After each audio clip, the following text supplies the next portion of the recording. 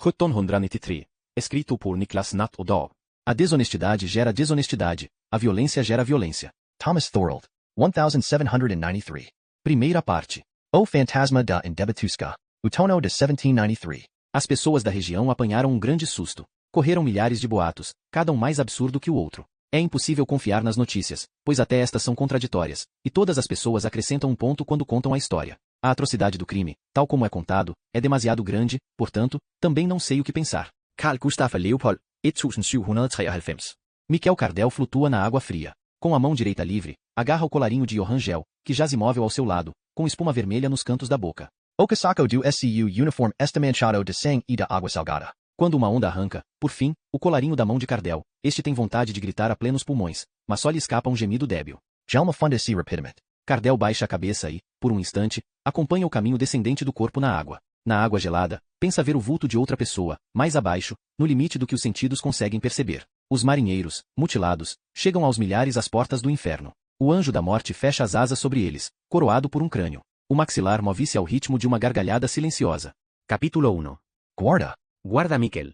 Acorda. Quando os abanões vigorosos trazem Cardel de volta à consciência, a dor regressa também na zona por baixo do braço esquerdo, que já não possui. O membro em falta foi substituído por uma mão esculpida em madeira de faia. O coto assenta numa cavidade, e o pedaço de madeira está fixado por meio de tiras de couro em volta do cotovelo. Cravam-se-lhe na carne. Debia aprender a soltá-las antes de dormir. Contrariado, Cardel abre os olhos e depara-se com a paisagem manchada do tampo de uma mesa. Tenta levantar a cabeça e percebe que tem a cara colada à madeira. Uma substância pegajosa arranca-lhe a peruca quando se levanta. Pragueja e enfia-a dentro do casaco, depois de a usar para limpar o rosto. O chapéu está caído no chão, amachucado. Endireita-o e puxa a aba para junto das orelhas. As memórias começam a voltar. Ainda está na Cave Hamburg. Deve ter bebido até a inconsciência àquela mesa. Um olhar por cima do ombro revela outros na mesma situação. Os poucos bêbados que o dono achou suficientemente fiáveis para não serem atirados para a sarjeta estão estendidos nos bancos e debaixo das mesas, à espera da manhã, quando poderão ir para casa receber uma reprimenda dos que os aguardam. Mas isto não se aplica a Cardel. Sendo aleijado, vive sozinho e é dono do seu próprio tempo. Miquel, tens de Ilhas Verjas. Está um morto no Faturen. São os dois pequenos vagabundos que o acordaram. Os seus rostos têm algo de familiar, mas não se recorda dos seus nomes. Atrás deles está Bajen, o velho gordo de Norstronskan, ajudante da proprietária. Tem o rosto corado e acabou de acordar, posicionando-se entre as crianças e a joia da Cave, fechada a 7 chaves num armário pintado de azul, uma coleção de copos gravados. Ali, na Cave Hamburg, os condenados param com os companheiros a caminho da montanha onde serão executados, em Skanstu, e tomam o seu último copo. Em seguida, os copos são gravados com os seus nomes e com a data, antes de serem acrescentados à coleção. Só se pode beber dele sob supervisão rigorosa e mediante o pagamento de um soldo definido com base no estatuto do executado. Disse que dá sorte. Cardel nunca entendeu por quê. Cardel esfrega os olhos e percebe que ainda está bêbado. A sua voz soa entaramelada quando tenta falar. Que raio se passa? É a criança mais velha, uma rapariga, que responde. O rapaz tem lábio leporino e, a julgar pela aparência, é irmão dela. Franze o nariz ao sentir o hálito de Cardel e esconde-se atrás da irmã. Está um morto no lago, mesmo à beira da água. A sua voz está carregada de um misto de alegria e de medo. A cabeça de Cardel Paris presta exploder. O seu coração acelerado arruína a clareza de espírito que conseguiu invocar. O que tenho eu a ver com isso? Querido Miquel, não há mais ninguém a quem pedir. Sabíamos que estavas aqui. Massaja as têmporas numa tentativa fútil de obter algum alívio. O dia começou a clarear sobre Sodermal. A escuridão da noite ainda perdura no ar. O sol ainda não se ergueu sobre Cyclaon e Danviken. Cardel sobe as escadas da Cave aos tropeções e avança, trôpego, pela rua Borgmastaregatan, vazia, com as crianças à sua frente. Ouve sem interesse uma história sobre uma égua sequiosa que foi beber do lago Faturen e saiu a correr, assustada, em direção a Danto. Tinha o focinho por cima do corpo, e este virou-se. O chão transforma-se em barro lamacento quando se aproximam da água. Há muito tempo que Cardel não tinha motivo para se aproximar das margens do Faturen, mas nada mudou. Nenhum dos muitos planos para limpar as praias e construir pontões foi iniciado, o que não era estranho, tendo em conta que tanto o Estado como a cidade estavam à beira da bancarrota. Sabia-o melhor do que ninguém, por ter de complementar o seu salário anual com todo tipo de extras. As casas de férias luxuosas em volta do lago haviam sido transformadas em fábricas. As fábricas despejavam os resíduos no lago, e a zona rodeada por tábuas onde deveriam depositar-se os dejectos estava a deitar por fora e era ignorada pela maioria. Cardel pragueja em voz alta quando o calcanhar de uma das botas se enterra na lama.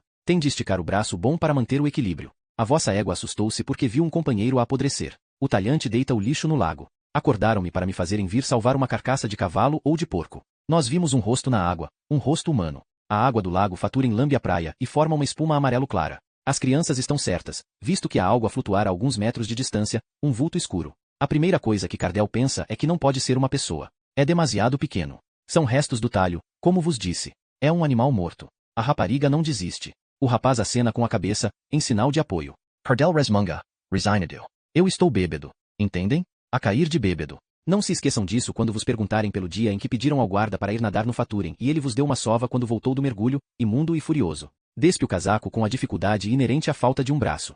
Esquizoe de peruca, que cai na lama. Paciência. Custou-lhe apenas algumas peças de cobre. O modelo já saiu de moda, e só a usa porque uma boa aparência aumenta a probabilidade de um veterano de guerra conseguir uma bebida ou duas de graça. Cardell ergue o olhar por um momento. Lá em cima, as últimas estrelas da noite cintilam numa faixa por cima de Arstafjarden. Fecha os olhos para assimilar aquela beleza antes de enfiar a bota direita no Faturen. A lama úmida à beira do lago não suporta o peso de Cardell. Afunda-se até aos joelhos e sente a água entrar pelo cano da bota, que fica presa na lama quando cai para frente. Chapinhando e nadando, Cardell começa a avançar. A água é espessa.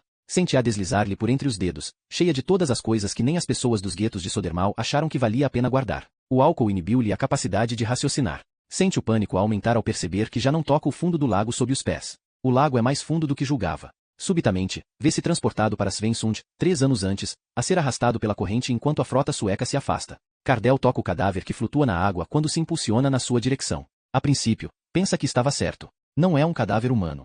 É a carcaça de um animal, que os criadores do talhante deitaram fora e que agora inchou como uma boia devido aos gases da decomposição. Mas então o corpo vira-se, e Cardell vê-se cara a cara com ele. Não está decomposto, mas 2 órbitas oculares vazias fitam-no. Sob os lábios rasgados não se vê um único dente. O cabelo manteve o brilho, a noite e a lama do Faturen descoloraram-no um pouco, mas é obviamente louro claro. Cardell inspira fundo e engole um pouco de água quando o faz. Quando acaba de tossir, está deitado, imóvel, a flutuar ao lado do corpo. Olha para o rosto desfigurado. As crianças à beira do lago não emitem um único som.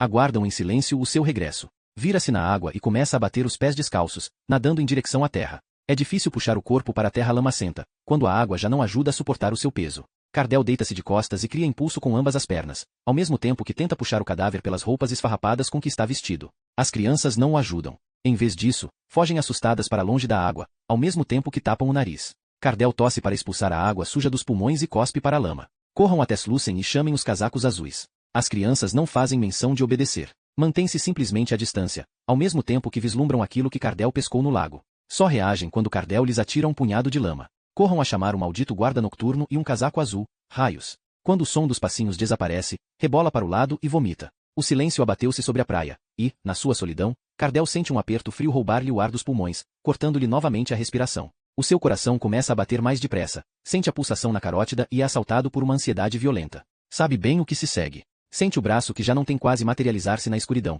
até que todo o seu corpo lhe diz que está lá outra vez e lhe causa uma dor insuportável, uma mandíbula de ferro a morder-lhe a carne e os ossos. Em pânico, Cardell desata as tiras de couro e deixa a prótese de madeira cair na lama úmida. Agarra o coto com a mão direita e massaja com força a pele irregular para lembrar os sentidos de que o braço que pensam existir já lá não está e de que a ferida que está a causar a dor cicatrizou há muito tempo. O ataque não dura mais de 1 minuto. Volta a conseguir respirar, primeiro em pequenas golfadas de ar, depois mais longas e lentas. A ansiedade deixa de o dominar, e o mundo assume formas familiares. Os ataques de pânico súbitos perseguem-no há 3 anos, desde que regressou à Terra com menos um braço e um amigo. Ainda assim, já se passou muito tempo. Pensava ter encontrado uma forma de manter os medos à distância. Bebaida, brigas. Cardell olha à sua volta em busca de conforto, mas só vê o cadáver. Balança para trás e para frente, enquanto agarra com força o coto do braço. Não sabe quanto tempo passa até a guarda chegar. Fica sentado, imóvel, na praia, a olhar em frente. As roupas molhadas arrefeceram, mas a bebida que ingeriu ao longo dos anos ainda serve para o manter quente. Quando finalmente chegam, são 2 homens de casaco azul e calças brancas, cada um com um mosquete equipado com uma baioneta.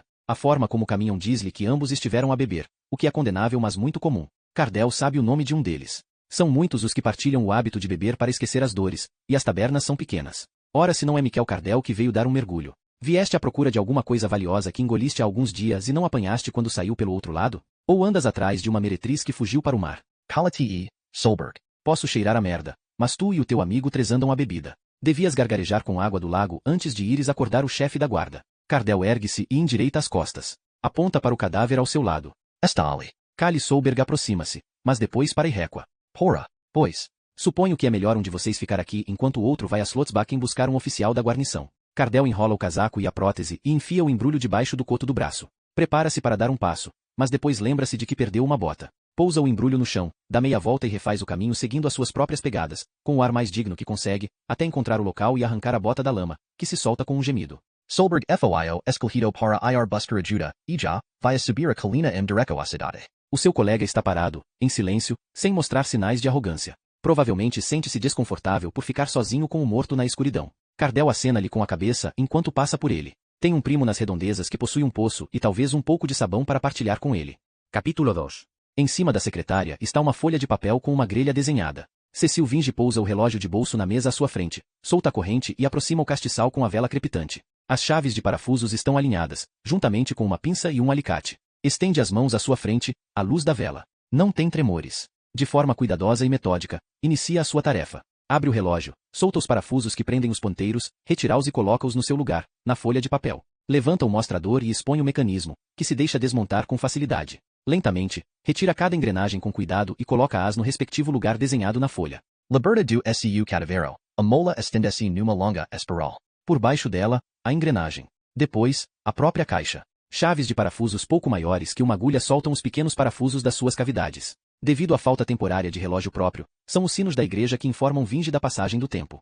Imlagigardslandet, o sino grande taka na Hedvig Eleonora. De Saltson vem um eco tênue da torre da igreja de Catarina, no cimo do monte. As horas voam. Quando todo o mecanismo está desmanchado, reinicia o processo, pela ordem inversa. Lentamente, o mecanismo começa a ganhar forma mais uma vez, à medida que cada peça encontra o seu lugar. Os seus dedos finos começam a doer, e tem de fazer pausas ocasionais para descansar os músculos e os tendões. Abre e fecha as mãos, esfrega-as e alonga-as contra as coxas. A desconfortável posição de trabalho é, em si, fonte de tensão, e a dor na anca, que alastra cada vez mais para o fundo das costas, obriga-o a mudar constantemente de posição na cadeira. Quando os ponteiros estão novamente montados, coloca a pequena chave no lugar e sente a tensão na mola à medida que a roda. Mal a solta, ouve o conhecido tic-tac e, pela 100ª vez naquele verão, pensa a mesma coisa. O mundo devia ser assim. Racional e compreensível, cada engrenagem no seu devido lugar, com o efeito previsível e exato dos seus movimentos. A esperança é fugaz. Abandona-o logo que a distração chega ao fim, e o mundo, que parara por momentos, retoma a sua forma em volta dele. Os pensamentos começam a vaguear. Pousa um dedo no pulso e começa a contar os batimentos cardíacos enquanto o ponteiro dos segundos dá uma volta completa ao mostrador com o nome do relojoeiro, Beurlin, Estocolmo. Conta 142 batimentos num minuto. As chaves de parafusos e as outras ferramentas estão nos devidos lugares. Prepara-se para iniciar novamente o processo quando sente o cheiro de comida, ouve a criada bater a porta e uma voz chamá-lo para a mesa. Em cima da toalha há uma terrina decorada com padrões azuis. O anfitrião, o cordoeiro Olof Roselius, baixa a cabeça numa breve oração antes de estender a mão para levantar a tampa. Pragueja baixinho e sacode a mão ao queimar os dedos na pega. Da sua cadeira ao lado do cordoeiro, Cecil Vinge finge estudar a madeira do tampo da mesa sob o teatro de sombras produzido pela luz da vela, enquanto a criada aparece a correr com uma toalha, e o cheiro a carne e legumes faz desaparecer as rugas da testa do cordoeiro. Os seus 72 anos roubaram-lhe toda a cor do cabelo e da barba. Está sentado na cadeira,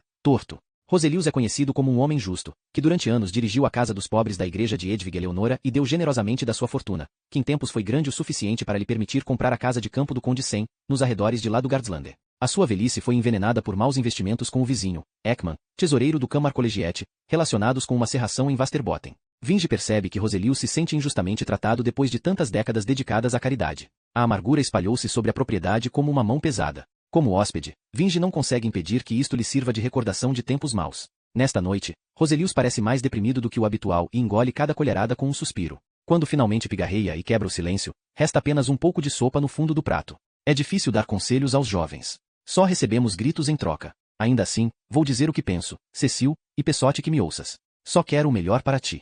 Roselius inspira profundamente enquanto se prepara para dizer o que tem de ser dito. O que tu fazes não é natural. Um homem precisa de estar com a mulher. Não lhe prometeste fidelidade eterna, tanto para o bem como para o mal? Volta para ela. O fluxo de sangue faz corar o rosto pálido de Vinge. As emoções surpreendem-no completamente. Não é habitual um homem tão contido deixar-se levar pelas emoções. Inspira profundamente, sente os batimentos do coração nos ouvidos e concentra-se em manter a compostura. Entretanto, tem de responder. Vinge sabe que os anos não enfraqueceram a sagacidade que em tempos fez de Roselius o melhor no seu ramo. Quase consegue ouvir os pensamentos do cordoeiro correr por trás daquela testa enrugada. A tensão entre ambos aumenta e diminui enquanto o silêncio se arrasta. Roselius suspira, reclina-se na cadeira e levanta as mãos, num gesto conciliador. Já partilhamos muitas refeições, tu e eu.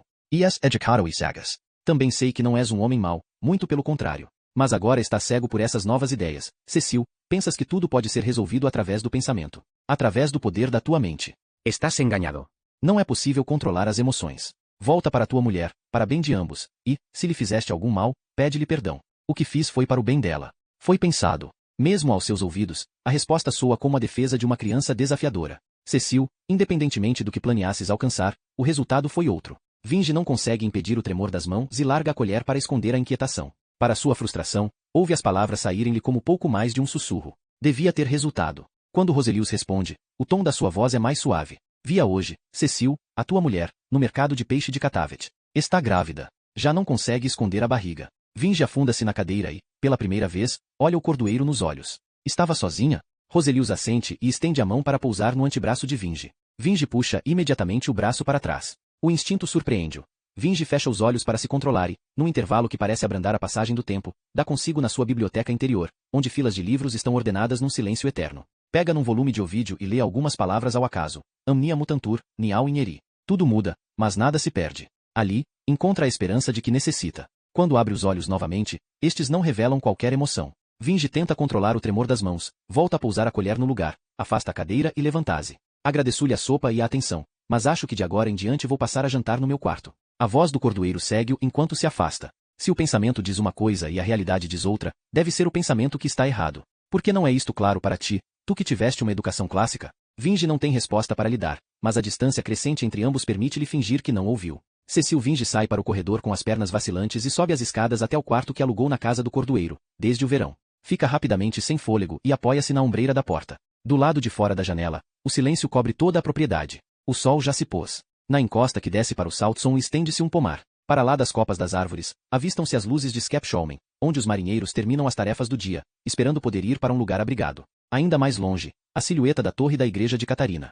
Sopra uma brisa nocturna. Todos os dias, é como se a cidade estivesse a aspirar a brisa marinha de manhã e a expeli-la novamente ao fim do dia, enquanto os moinhos de vento giram no seu eixo, na direção da terra. Kurkan, o velho moinho de vento, agita-se em protesto contra as cordas que lhe prendem as velas. Mais longe, um dos seus irmãos responde da mesma forma. Vinge vê a sua imagem refletida no vidro da janela. Ainda não tem 32 anos. Usa o cabelo preso junto ao pescoço com uma fita, e o seu rosto pálido contrasta fortemente com os cabelos escuros. A camisa tem gola subida e esconde-lhe o pescoço. Já não consegue distinguir onde o horizonte começa e o céu termina. As estrelas começam a brilhar. É assim o mundo, tanta treva, tão pouca luz. No canto superior da janela, vê uma estrela cadente, um risco que atravessa o céu num piscar de olhos. Quando era criança, dizia-se que, se avistássemos uma estrela cadente, um desejo seria realizado. Há muito tempo que deixou de ser supersticioso, mas, ainda assim, formula mentalmente um desejo. Avista uma candeia lá embaixo, entre as tilhas, apesar de não esperar visitas. Alguém chama o seu nome. Põe o casaco sobre os ombros, e ao aproximar-se, vê duas pessoas.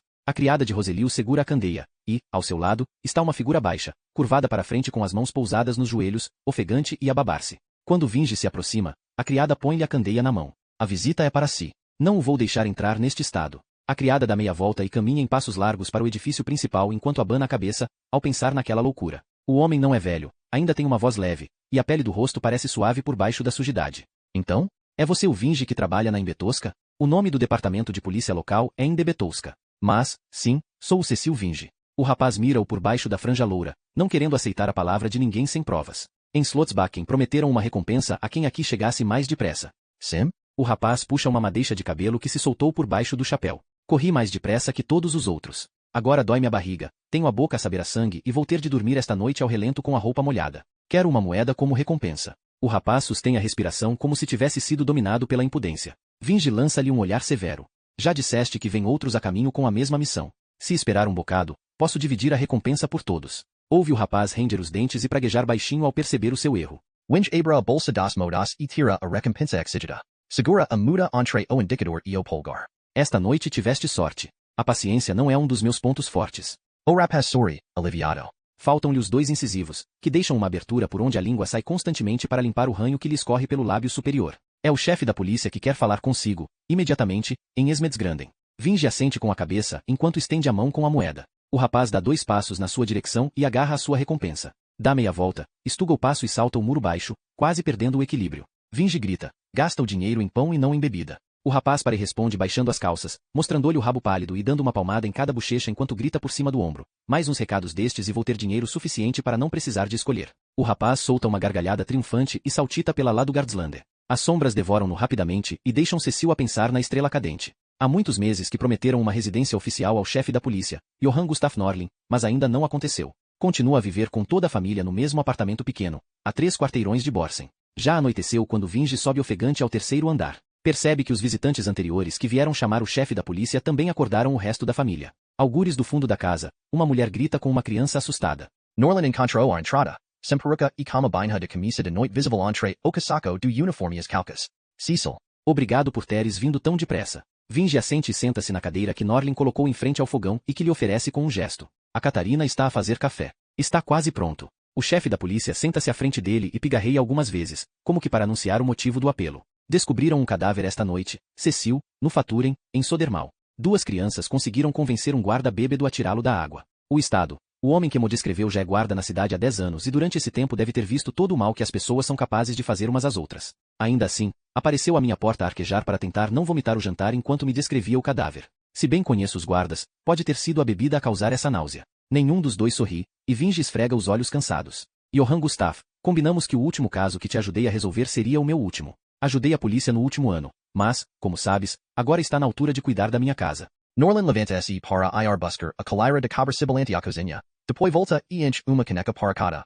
Ninguém está mais grato pelo teu serviço do que eu, Cecil. Não me lembro de um único caso em que não tenha superado as minhas expectativas. Tendo em conta o quanto melhoraste no desempenho deste serviço este inverno, reconheço que me fizeste um grande favor. Mas corrige-me, se estiver errado, Cecil, não te fiz também um favor? Norlin procura veio os alhasta winge por cima de caneca. O chefe da polícia sorve um golo de café e pousa a caneca. Já fomos jovens, Cecil, acabados de sair da faculdade de Direito e desejosos de fazer nome nos tribunais. Sempre foste o mais idealista de nós os dois, o que se mantinha mais fiel às suas convicções e o que estava pronto a arcar com as consequências disso. Tu não mudaste, ao passo que eu deixei o mundo manchar a minha dignidade. A minha capacidade de fazer cedências deu-me um lugar na polícia. Pela primeira vez, parece-me que os nossos papéis se inverteram. Agora sou eu que te pergunto, quantas vezes deparamos com um mal que pudesse ser corrigido com o poder que temos? Poucos dos casos que investigaste foram dignos da tua atenção. Falsificadores que cometiam erros de ortografia, assassinos que nem se davam ao trabalho de limpar o sangue do martelo, assaltantes e brigões que o álcool levava a ataques de fúria. Mas este é diferente, é algo que nenhum de nós viu antes.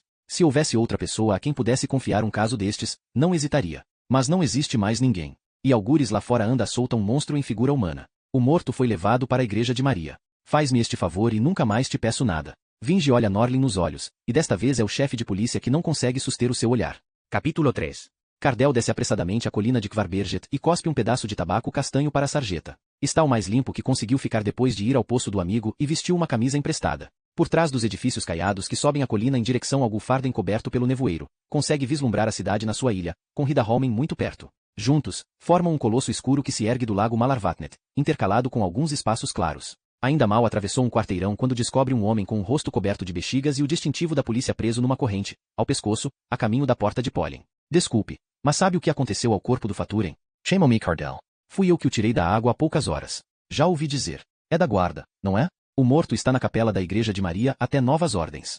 Reos. Nunca vi nada assim. Tendo em conta a forma como o encontrou, esperava que não quisesse voltar a vê-lo, mas você é que sabe. Eu tenho de voltar a Indebetowska antes do nascer do sol. Separam-se. Cardell continua a descer a colina pela terra úmida de Maria Kvargra. Ao fundo da colina, depara-se com o muro da igreja. A Igreja de Maria está tão mutilada como Cardell. No mesmo ano em que ele nasceu, uma fagulha de uma padaria espalhou um fogo enorme e deixou 20 quarteirões em cinzas. A torre de Tessin abateu e ainda não voltou a ser erguida, apesar de já se terem passado 3 décadas. Do outro lado de um portão encontra-se o cemitério da igreja. As lápides parecem observá-lo em silêncio, mas subitamente um som horrível atravessa a tranquilidade do lugar. Sabaquila luz freca, Cardell demora um momento a perceber que o que está a vir vem de uma pessoa. Parece um cão a ladrar debaixo do solo, mas então vê uma sombra e percebe que no piso de gravilha em frente à fileira de edifícios que inclui o estábulo e a casa do coveiro está uma pessoa a tossir para um lenço. Cardell fica parado, sem saber o que fazer, até que o desconhecido recupera o controle do próprio corpo, cospe para o chão e vira-se. Dos edifícios atrás dele emana uma luz fraca vinda de uma janela. Embora esta dificulte a visão de Cardell, permite à figura examiná-lo. O homem quebra o silêncio com uma voz que a princípio não é mais do que um sussurro rouco, mas que ganha força a cada palavra. Foi o senhor que encontrou o morto. Cardell. Cardell assente em silêncio, enquanto se pergunta quanto tempo irá durar aquela conversa inesperada. A polícia não sabe, mas Cardell não é o seu nome completo. Cardell tira o chapéu molhado da cabeça e faz uma vênia rígida. Sally interessa saber. Jean Michael Cardell. Quando meu pai viu o seu primogênito pela primeira vez, teve grandes expectativas para ele. Como vê, saíram todas goradas. A maioria das pessoas chama-me Miquel. A modéstia também é uma virtude. Se o seu pai não o percebeu, ele é que ficou a perder. O vulto aproxima-se da luz. O meu nome é Cecil Vinge. Cardell examina-o por um breve instante e constata que é mais jovem do que a voz rouca leva a crer. As roupas dão-lhe um ar digno, apesar de terem um corte antiquado. Um casaco preto, cingido na cintura, largo na parte de baixo e com gola subida. A parte visível do colete revela um padrão bordado discreto. Calças de veludo pretas com fitas nos joelhos. Gravata branca, com 2 voltas junto ao pescoço. Cabelo comprido e negro, preso junto ao pescoço com uma fita vermelha. A pele é tão branca que quase parece brilhar. Vinge é magro, invulgarmente magro. Não podia ser mais diferente de Cardell, o tipo de homem que se encontra por toda a cidade de Estocolmo, a quem a guerra e a fome roubaram a juventude, prematuramente desgastado. Deve ter o dobro da largura de ombros, com as costas largas de um soldado a esticarem-lhe o casaco, pernas como troncos, uma mão direita enorme. As orelhas protuberantes receberam tantas pancadas que estão endurecidas. Cardell pigarreia ao ver-se observado por Vinge, que dá a impressão de estar a examiná-lo sem se desviar do seu rosto marcado. Cardell vira-se instintivamente para a esquerda para esconder o defeito. O silêncio desconfortável, que não parece incomodar Vinge, empurra as palavras para fora dos lábios de Cardell. Encontrei o guarda no local. O Sr. Vinge também veio de Indebetowska, da polícia? Sim e não. Podemos dizer que sou um agente extraordinário. O chefe da polícia enviou-me. E o Jean Michael? O que o traz à casa de Maria Madalena à meio da noite? Seria de pensar que já fez o suficiente pelo morto esta noite. Cardell cospe um pedaço imaginário de tabaco para o chão para ganhar tempo, mas depois percebe que não tem uma resposta sensata para aquela pergunta. Perdi a minha bolsa. Talvez tenha ficado presa no cadáver quando o tirei do lago. Não tem muito, mas achei que ainda assim valia o passeio nocturno. A resposta de Vinge demora um pouco. Estou aqui para investigar o cadáver. Desde que foi trazido, o corpo já foi lavado. Vou agora falar com o coveiro. Venha comigo, Jean Michael, e veremos se conseguimos encontrar a sua bolsa. O coveiro abre a porta da casa. É velho, baixo e atarracado, com costas curvadas e os primeiros indícios de uma corcunda por cima de uma omoplata. Fala com um leve sotaque alemão. Sr. Winge? Sim.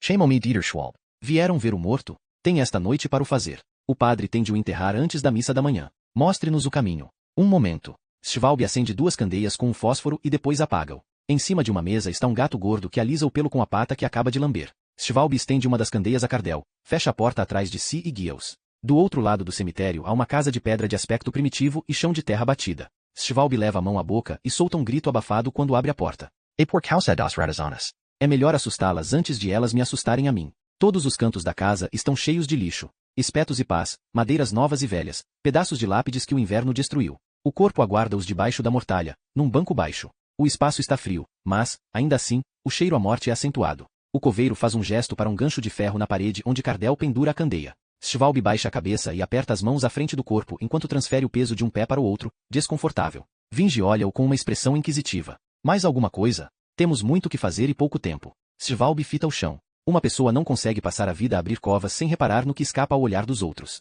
Os mortos não têm voz, mas têm outras formas de comunicar. Esse aí está furioso. Nunca vi nada assim. É como se até a pedra das paredes à nossa volta se estivesse a desmoronar por causa da fúria dele. Cardell não consegue evitar sentir-se afetado pela superstição do coveiro. Prepara-se para soltar uma imprecação quando repara no olhar cético que Vinge dirige a Schwalb. Os mortos caracterizam-se pela falta de vida. A consciência abandonou o corpo. Onde quer que esteja agora, não pode responder, mas esperemos que esteja num lugar melhor do que aquele que deixou. O que resta não consegue sentir chuva nem sol, e não há nada que possamos fazer que o perturbe agora. As objecções de Schwalb são visíveis na expressão insatisfeita do seu rosto. Franze as sobrancelhas farfalhudas e não faz menção de sair. Não devia ser enterrado sem nome. É algo que perturba os visitantes. Até descobrirem o seu nome verdadeiro, não podem dar-lhe outro? Vinge pensa por um momento, e Cardell percebe que a resposta vai ser a forma mais rápida de se livrar do coveiro. Suponho que pode ser vantajoso termos um nome para nos referirmos a ele. Alguma sugestão, Jean Michael? Cardell fica em silêncio, apanhado de surpresa pela pergunta. O coveiro pigarreia discretamente.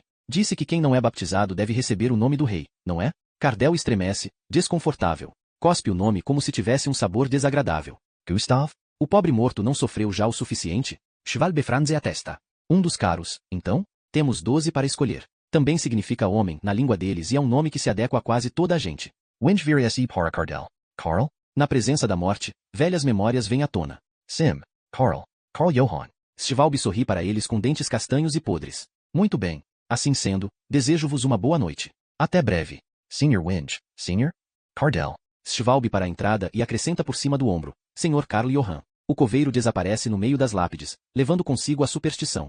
Vinge e Cardell ficam sozinhos à luz da candeia na parede. Vinge levanta uma ponta da mortalha e descobre uma perna, um coto, cortado com uma largura de 2 palmos na zona da coxa. Ao fim de um momento, vira-se novamente para Cardell. Aproxime-se e diga-me o que vê. Cardell vê que resta ainda menos da perna do que recordava do corpo como um todo, um monte de carne deformado que não parece um ser humano. Uma perna cortada? Não há muito a dizer. Vinge assente, pensativo. O seu silêncio faz Cardell sentir-se estúpido, o que o irrita. A noite parece durar uma eternidade e não tem fim à vista. Sem tirar os olhos de Cardell, Vinge aponta para o seu lado esquerdo. Vejo que o Jean Michael também tem falta de um braço. Cardell sabe que é bom a esconder a sua deformidade. Praticou-o durante mais horas do que consegue recordar. À distância, a madeira clara parece pele, e aprendeu a manter sempre o braço um pouco atrás da anca. Desde que não faça muitos movimentos, poucos reparam na sua deformidade sem se aproximarem, pelo menos à noite. Não tem remédio senão a sentir, relutante. Sinto muito. Cardell solta uma gargalhada desdenhosa. Vim à procura da minha bolsa, não de piedade.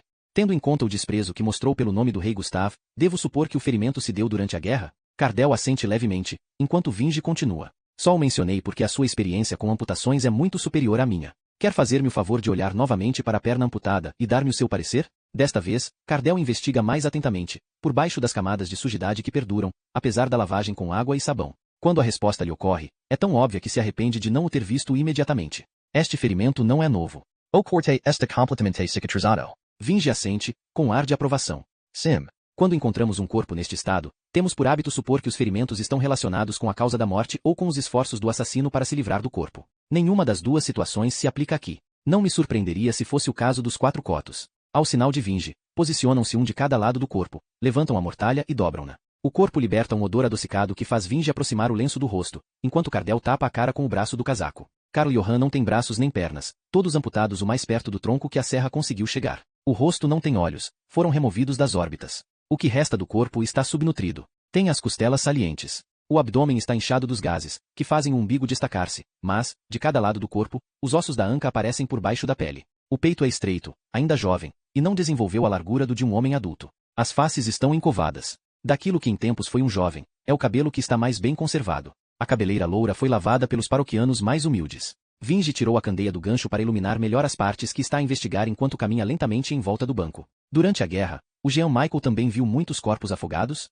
Cardell assente. Não está habituado a este tipo de situações, um exame factual e racional de um cadáver, e o nervosismo solta-lhe a língua. Muitos dos que caíram no Golfo da Finlândia regressaram no outono. Encontramo-los junto aos muros de Siviaborg-Bors, abaixo das baterias. Aqueles que conseguiram escapar à febre foram enviados para os recolherem. Os bacalhaus e os caranguejos tinham comido o que conseguiram. Às vezes começavam a mexer-se, e isso era o pior. Emitiam sons e gemidos. Os corpos estavam cheios de enguias, que se afastavam, relutantes, pelo chão, quando lhes interrompíamos o festim. E como compara as duas situações? Não há comparação possível. Recuperávamos os nossos mortos mais depressa, normalmente no dia em que caíam à água. Estavam pálidos, enrugados e inchados. É o mesmo que vejo aqui. Não creio que o Carl Johan tenha estado muito tempo no Faturen. Deve ter sido uma questão de horas. Tê-lo atirado à água depois do anoitecer. Vinge assente, pensativo. Quanto tempo demorou a sua amputação? Cardell fita Vinge por momentos, enquanto decide o que responder. Se queremos fazer isto como deve ser, é importante haver uma boa colaboração entre nós os dois. Vinge ajuda Cardell a enrolar a manga esquerda do casaco,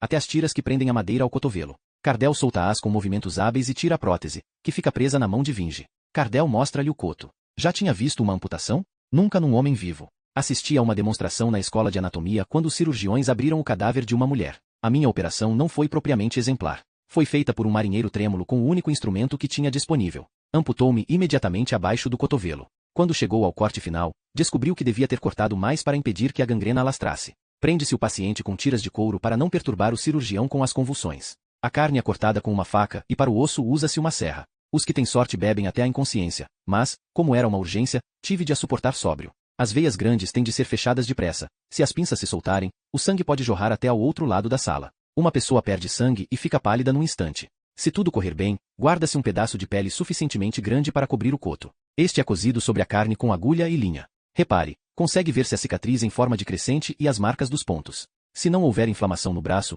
é só esperar até voltar a nascer pele. Sorry para Winge, KO of atendimento. Assistiu a todas as fases do processo de cicatrização mais de perto do que alguém poderia desejar. Pode tentar datar as amputações do Carl Johan? Passe-me a candeia. Agora é a vez de Cardell caminhar em volta do morto. Curva-se a cada um dos cantos do banco e observa os cotos um a um, com a testa franzida. Por ter a candeia na mão boa, não consegue tapar o nariz. Respira pela boca e espelha o ar com expirações curtas. Tanto quanto posso perceber, o braço direito foi amputado primeiro. Depois foi a perna esquerda, de seguida o braço esquerdo e por fim a perna direita. Na minha opinião, o braço direito foi amputado há 3 meses, no caso de o Carl Johan ter tanta carne como eu. A perna direita? Talvez 1 mês. Tinha acabado de sarar quando deu o último mergulho. Então os braços e as pernas do homem foram amputados à vez e por ordem. Cada ferimento foi tratado e deixado a cicatrizar antes de se passar ao seguinte. Os olhos foram privados da vista. A boca também não tem dentes, e até a língua desapareceu. A avaliar pelos ferimentos, o processo que o transformou nisto que temos diante de nós começou neste verão e terminou há poucas semanas. A morte ocorreu há apenas 1 dia ou 2. Cardell sente os cabelos arrepiarem-se quando contempla aquilo que Vinge sugere. Vinge bate pensativamente nos dentes incisivos com a unha do polegar, antes de dizer, acho que é tudo. Prepara-se para voltar a colocar a mortalha sobre o corpo, mas para esfrega o tecido com o polegar e o indicador. Agradeço-lhe a ajuda, Jean Michael. Infelizmente, parece-me que sobreestimou as capacidades do cadáver como ladrão. A sua bolsa continua pendurada debaixo do seu casaco. É fácil vê-la, pelo menos quando se curvou para a frente com a candeia. Mas isso o Jean Michael já sabia, porque não lhe resta nada da bebedeira que tinha ontem à noite. Cardell percebe o seu erro e pragueja por ter deixado o impulso revelar a sua mentira. A consciência abate-se sobre ele agora que a ressaca tomou o lugar da bebedeira. A aparência sóbria de Vinge, contrastando fortemente com a sua, que viu mais mortos do que seria capaz de desejar ao seu pior inimigo, também o irrita. Cospe por cima do ombro, como se quisesse evitar um acidente. Cecil Vinge, seu pulha maldito. Não admira que esteja tão bem na companhia dos mortos. Deixe-me retribuir as suas observações na mesma moeda. Você come muito pouco. No seu lugar, passaria mais tempo à mesa e menos na casa de banho. Vinge não se deixa afetar pelo insulto. Houve outra coisa que o trouxe aqui esta noite. Exatamente o que não sei. Quer terminar o que começou? Quer ver este homem vingado na sepultura? Disponho de alguns recursos que me foram concedidos pela polícia. Ficaria grato pela sua ajuda e estou disposto a pagar por ela. Vinge faz uma pausa e observa Cardell com os seus grandes olhos. Algo nele brilha. Algo que estivera oculto até então. Cardell sente-se simultaneamente assustado e confuso, mas a fadiga começa a apoderar-se de todo o seu corpo, por isso fica imóvel até Vinge continuar. Não precisa de responder já. Agora tenho de ir a Indebetowska para a reunião matinal da polícia. Já sei o que vou ouvir. O guarda vai apresentar o seu relatório. A responsabilidade vai recair sobre o fiscal da cidade, que já está bastante ocupado com questões muito mais fáceis e dignas do que esta. Na melhor das hipóteses, vai mandar os polícias da zona investigarem se correm boatos que possam esclarecer a situação. Tenho pouca esperança. Este corpo mutilado vai ser enterrado sem nome, às custas da cidade, numa campa do lado norte do cemitério em que nos encontramos agora. Ninguém o vai chorar. O chefe da polícia pediu-me para fazer o que pudesse. Infelizmente, sozinho não vou conseguir grande coisa. É preciso mais do que aquilo para acalmar a fúria de Cardell. Já se virou para sair, cheio de emoções contraditórias. A voz rouca de Vinge segue-o enquanto se afasta. Sei quisser ajudar-me, Jean Michael Cardell, contact me. Tenho um quarto na casa do Roselius, na Quinta Dispenska. Capítulo 4.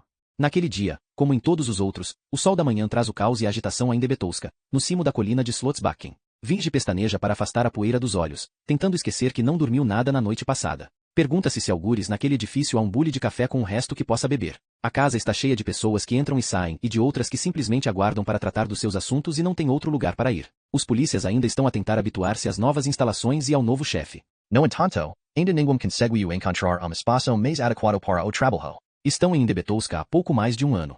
Boatos maldosos dizem que foram mudados da rua Tradgardsgatan para limpar a imagem da cidade depois de o antigo dono ter conseguido uma audiência com o rei Gustav, moribundo, e ter saído de lá com a assinatura pouco reconhecível de sua majestade no contrato de compra, por 25.000 riksdaler, em troca de um edifício velho e cheio de correntes de ar que estivera abandonado durante muito tempo. Demasiado quente no verão e demasiado frio no inverno. A casa é estranhamente assimétrica, inclinada contra a colina e erguendo-se entre a igreja Sorkirkan e o terreno onde ainda se encontram os restos da Soraboluse, acabada de restaurar. Saba luz de Bilda Manha. Os Rostos familiares confundamos com os dos estranhos.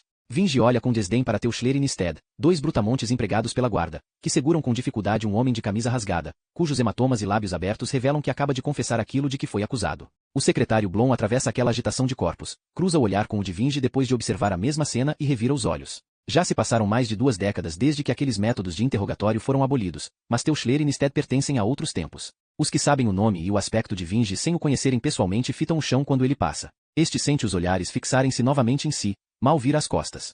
No caminho pela escada acima, repara que ainda ninguém do ao trabalho de tirar oberseio do antigo chefe de polícia de Paris.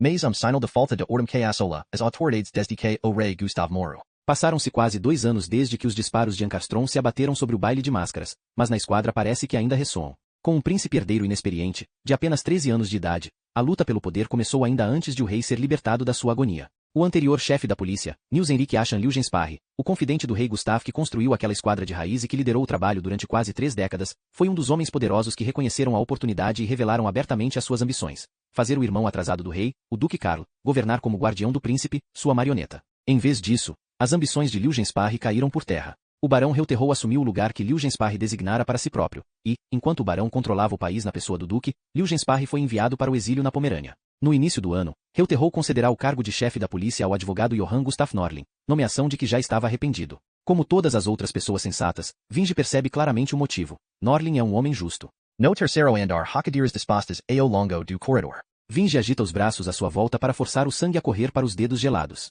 O ar frio e úmido irrita-lhe a garganta. Abriga se a respirar lentamente para impedir a tosse. Tem de esperar mais um quarto de hora em frente às janelas de vidro da porta de Norlin até que esta se abre. Os visitantes anteriores saem, apressados, e ele entra. Tal como acontece no resto daquele edifício, o escritório de Norlin está uma confusão. A bela secretária mal se vê debaixo das pilhas de papéis que obstruem o tampo. Norlin está de pé junto à janela. No parapido hom gado de varias cores que ronrona de satisfaceo enquanto lhe faz festas no pescoco. Norlin tem aproximadamente a mesma idade que winch. Maso ano que passo a foi repleto de noites sem dormir que o desgastaria mais do que os, sus 30 anos poderiam sugerir. Em volta da gola do casaco do uniforme, a pele está vermelha e irritada no ponto em que as unhas procuram repetidamente aliviar a comichão. Quando Norlin se vira para o seu visitante, segue o olhar de Vinge para o gato e encolhe os ombros. É o único habitante desta casa que ainda conserva todo o juízo e uma noção clara das suas prioridades. Empurra delicadamente o gato para o chão, encosta-se ao parapeito da janela e cruza os braços. Então? A investigação foi satisfatória. Precipitei-me ao sugerir que o guarda tinha estado a beber. A reação dele foi perfeitamente expectável. Este crime é muito invulgar. Existe outro motivo para te ter pedido para tratares deste caso, para além das tuas competências, Cecil. Não pertences formalmente a esta esquadra e podes trabalhar em segredo. O Reuterrow está de olho em mim, e poucas coisas lhe desagradam mais do que ver-me ocupado com trabalho de polícia válido. O barão quer que eu aplique as suas leis de censura, em vez de tornar a cidade segura para os seus habitantes. Olha, Norlin ergueu documento com o selo quebrado. É uma carta assinada por Gustave Adolphe Reuterrow, em que o barão exige uma explicação para a falta de progressos na investigação que ordenou acerca do boato de que tentou envenenar o príncipe herdeiro. O mesmo rumor diz que a sede de poder o barão está ligada à sua impotência e a uma grande variedade de desvios. O barão acha que já esperou demasiado para ver os responsáveis serem punidos e agora exige contas exatas das minhas ações e dos resultados. E vais enviar-lhe esse relatório? Uma vez que não fiz nada, o melhor é ignorar. O homem é louco. O Reuterrow não passa de um déspota, sem amigos, família ou bom senso. Anda a tentar fazer que o vidente Arvidsson fale com os mortos em seu nome. É vaidoso, impulsivo e lento de raciocínio, tal como o rei Gustave ficou, com o tempo. O medo da revolução e da traição é uma epidemia que afeta todos os que se aproximam demasiado do trono. Como sabes, Sua Majestade ordenou ao meu antecessor que recrutasse um corpo de agentes para denunciar boatos e conspirações entre o povo. O problema não é apenas a insatisfação. O problema é que os agentes do Liugensparre foram enviados em busca da insatisfação nos lugares errados. Enquanto o rei Gustave tinha pesadelos com as ideias da Revolução Francesa a chegarem aqui ao norte e fazia tudo o que podia para espiar o povo, os seus traidores estavam na corte. Tinha tanto medo de populaca anônima que acredito que a nobreza, mesmo de bexo do SCU Nares, era inócua. Norlin faz gesto na direção de secretária. Embora eu faça o melhor possível para ignorar quem investiga os boatos do Liugensparre, continuo a ter de receber os relatórios, cada um mais incoerente do que o outro. Um Oddman diz que um Nilson cantou a tradução da Marselhesa numa noite de bebedeira em Strangnas. Disse que um cavaleiro com simpatias dúbias elogiou a gravata do ferreiro Julien. Culmer e Agren usaram calças compridas na igreja. Para agrado de Venas e Falk, Carlen esconde uma carta de Toril debaixo da almofada. Blá, blá, blá. E, enquanto estou distraído com estas tolices, assuntos mais importantes são deixados de lado. Mas o Liugensparre achava que isto era de extrema importância, o velho déspota. Sabes o que lhe chamam aqui na esquadra? Asno, como adaptação do seu nome do meio, Achan. Vinge olha para a pilha de cartas, levanta uma e observa-a com uma expressão indiferente antes de a voltar a pousar. Norlin tira a peruca e atira para cima de pilha de papias enquanto coca a cabica. Corre por aí que o Reuterrow já anda à procura do meu substituto. Sabes quem vai ser? Ouvi dizer que convidaram o Magnus Ulloa, nome que conheces bem. Sabes quanto tempo te resta? Não. Mas, quando o barão toma uma decisão, esta tende a concretizar-se depressa. Não preciso de te dizer que o Ulloa não te vai deixar continuar a trabalhar aqui. É por isso que tenho tanta pressa, Cecil.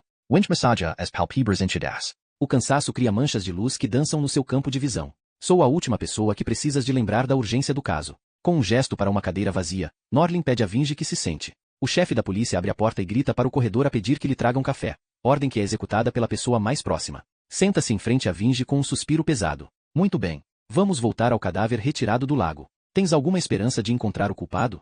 Tenho motivos para crer que o morto foi deitado ao lago apenas horas antes de ser encontrado. Vou procurar testemunhas que tenham estado no local poucas horas depois do anoitecer. Parece-me um caso perdido. Mas nada? Há mais uma coisa. O morto estava despido, mas parcialmente envolvido numa mortalha de um tipo que eu nunca tinha visto. O tecido pareceu-me demasiado caro para ser usado para aquele fim. Um especialista pode dizer-nos mais acerca dele. Norlin parece perder-se nos seus pensamentos enquanto assente para si próprio. Mantém a discrição e não apenas por causa do Reuterrow. O descontentamento está por toda a parte. Não preciso de te lembrar que no início deste ano tivemos uma multidão furiosa em Slotsbacken a gritar por sangue por um nobre ter ferido um homem do povo com a espada. Toda a violência deve ser abordada com o máximo de cuidado. Tem isso em atenção. Uma criada bate à porta e entra com um bule e 2 chávenas numa bandeja de metal. Norlin serve o café, e Vinge encosta os lábios finos ao bordo da chávena para sorver a bebida revitalizante. Enquanto o gato salta para o colo do chefe da polícia, Norlin olha-o com uma expressão preocupada. Desculpa-me que te diga, Cecil, especialmente porque também não sou bom exemplo, mas estás com péssimo aspecto.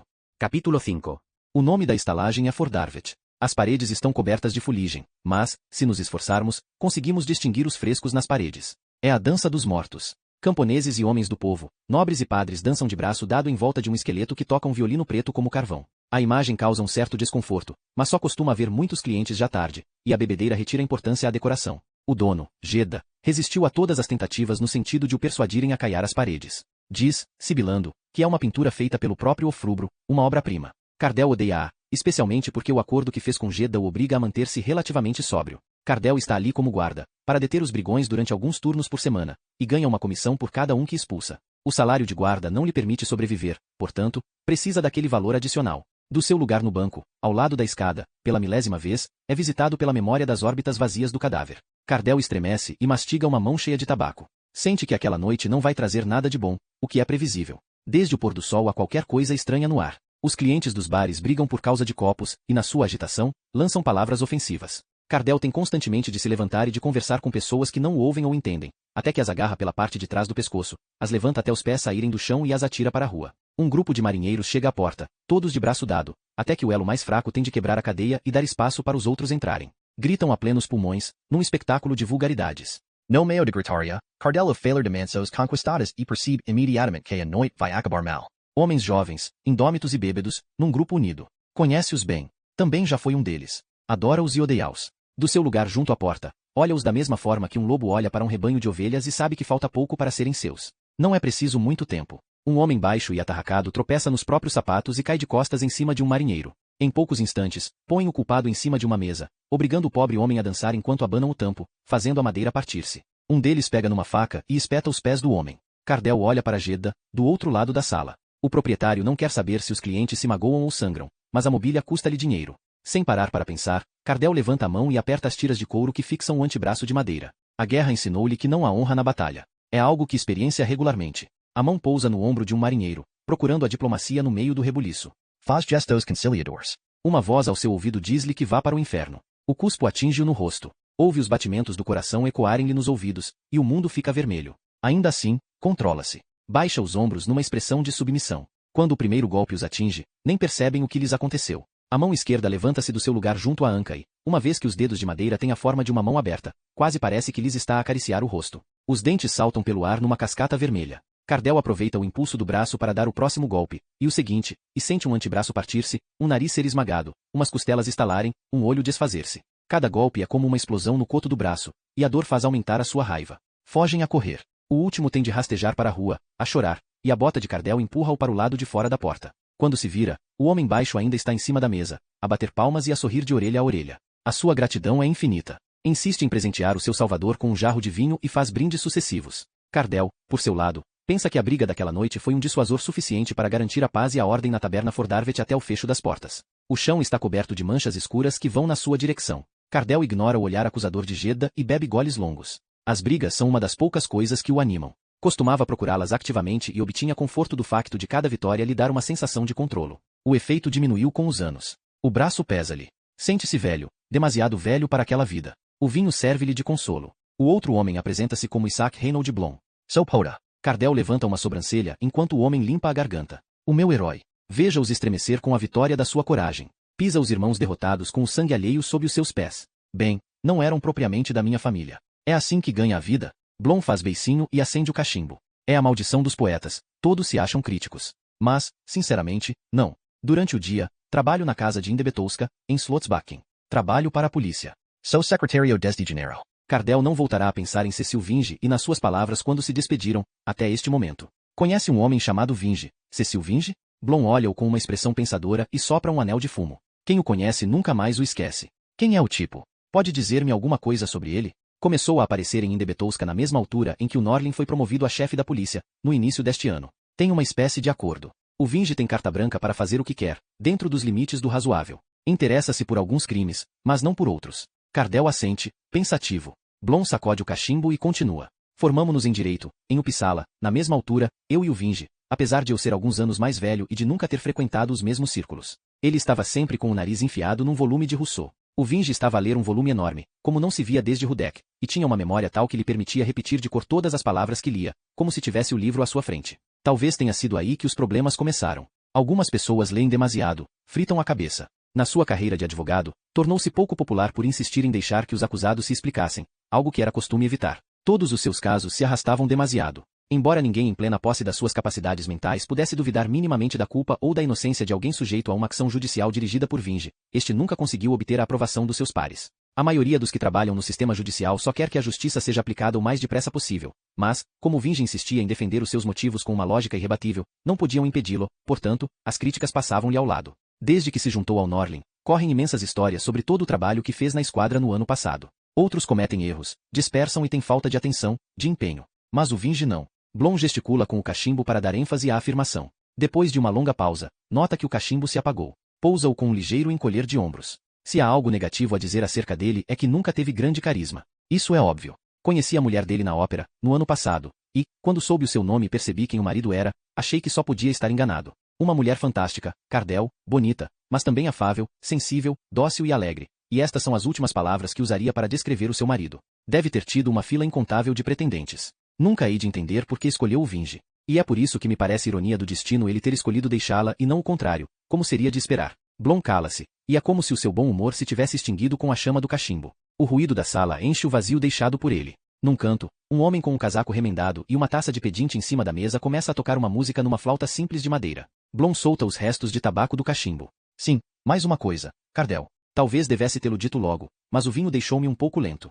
O Cecil Winge esta amor de Tísica. É certo que nunca foi um homem robusto, mas a doença afetou-o muito. Está fraco, mas esconde-o bem, raramente tosse em público e, quando faz, tosse discretamente para um lenço, para não se verem as manchas de sangue. Disse que deixou a mulher para poupar a dor de assistir ao seu declínio. Na verdade, os médicos previram a sua morte há um mês. Já passou do prazo. Em Slotsbacken tem-lhe muito respeito, mas já lhe chamam o fantasma de Indebetowska. Mais tarde, quando Blom já muito cantava pela noite de Estocolmo, sobre as suas pernas vacilantes, as luzes foram acesas e os clientes que restavam já estavam de pé em cima dos barris que serviam de mesas. O dono pousou uma mão no ombro de Cardell. Contratei-te para manteres a ordem, não para fazeres disto um banho de sangue. Afugentaste metade da minha clientela. Miquel, não posso continuar a pagar-te. Nessa noite, um pouco depois das 12 badaladas, Miquel Cardell acordou no seu quarto, ofegante e com o coração aos saltos. A dor queima-lhe o braço cuja ausência os sentidos se recusam a aceitar. É a segunda vez em 2 dias que nem o álcool nem as brigas lhe trazem alívio.